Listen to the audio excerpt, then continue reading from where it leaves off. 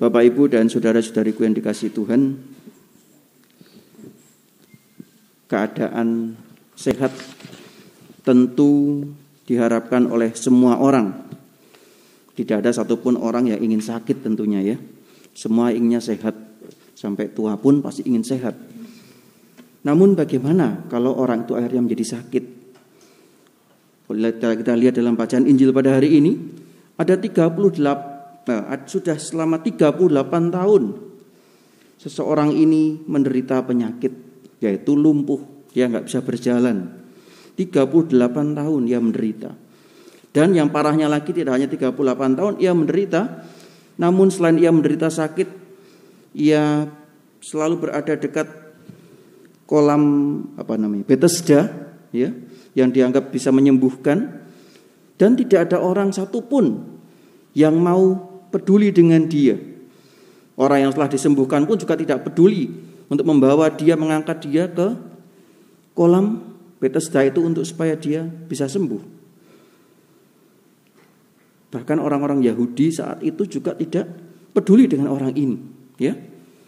Kalau mereka mau kan bisa aja mengangkat gitu, terus kemudian meletakkan ke kolam Bethesda supaya dia terkena airnya dan dia dapat sembuh. Namun kemudian datanglah Yesus.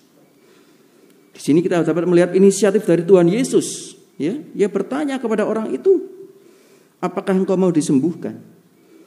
Dan orang itu menjawab, ya, bahwa sudah selama ini dia sakit dan tidak ada satupun orang yang mau membawa dia ke kolam itu. Dan kalaupun ia berjalan mendekati kolam itu, mesti ada orang lain yang mendahuluinya.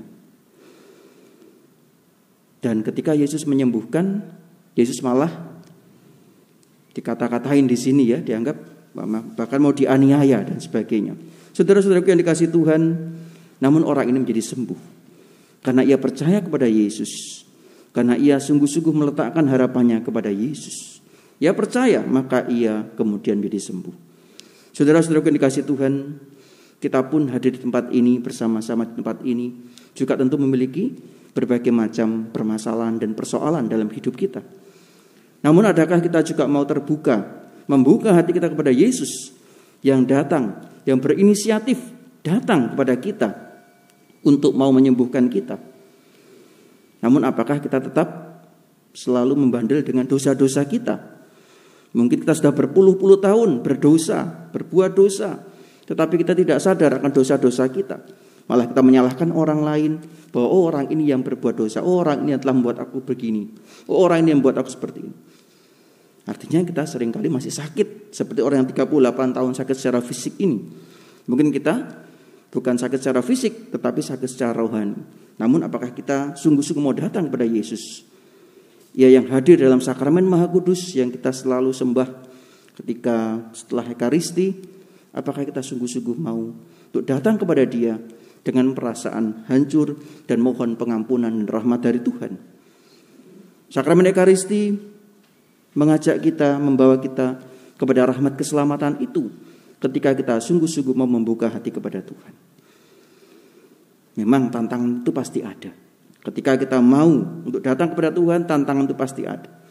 Rasa malas, rasa enggan, kesombongan kita kadang-kadang, ya, membawa kita kadang-kadang tidak dapat datang kepada Tuhan. Namun saat ini mari kita membuka hati kita kepada Tuhan Yesus yang sungguh-sungguh hadir dalam sakramen Maha Kudus ini, agar supaya kita sungguh-sungguh dapat merasakan belas kasih dan cinta Tuhan kepada kita. Maka mari saudara-saudara dikasihi Tuhan, seperti yang orang yang lumpuh ini, kita diajak untuk senantiasa membuka hati kita. Dan tidak hanya membuka hati kita, tapi juga datang kepada Tuhan Yesus. Minggu-minggu ini paroki-paroki, gereja-gereja banyak merayakan sakramen tobat. Mari ini menjadi kesempatan bagi kita pula untuk mengakui dosa-dosa kita, menyadari akan kelemahan-kelemahan hidup kita, sehingga dengan itu kita sungguh-sungguh dapat merasakan belas kasih dan cinta Tuhan, dan dapat merayakan Paskah dengan penuh sukacita, karena kita sungguh-sungguh dapat mengalahkan dosa-dosa kita, dan kita berusaha pula dan berjuang untuk hidup dalam kesucian, untuk hidup dalam kebenaran akan sabda Tuhan. Maka mari saudara-saudara yang dikasihi Tuhan, kita mohon rahmat Allah, kita mohon pengampunan Tuhan, dan kita mohon melalui perayaan Ekaristi ini agar kita senantiasa disembuhkan dan dikuatkan serta kita mau menjadi teladan kasih Tuhan di dalam kehidupan kita. Amin.